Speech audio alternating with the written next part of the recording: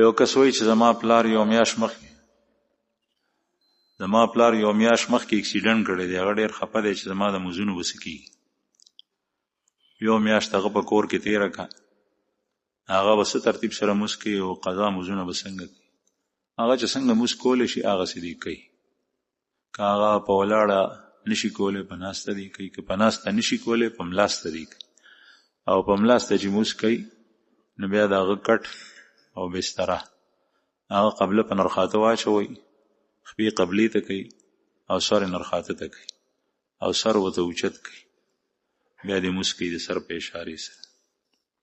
که چېرې بالکل نشي کولی پوهېږي نه، مثلا بېهوشه دی، پرکاله دی، نو بیا دغه وخت کې فدیه به ورکوي او فدیه د سرسایې په مقدار باندې د یو مونځ په بدل کې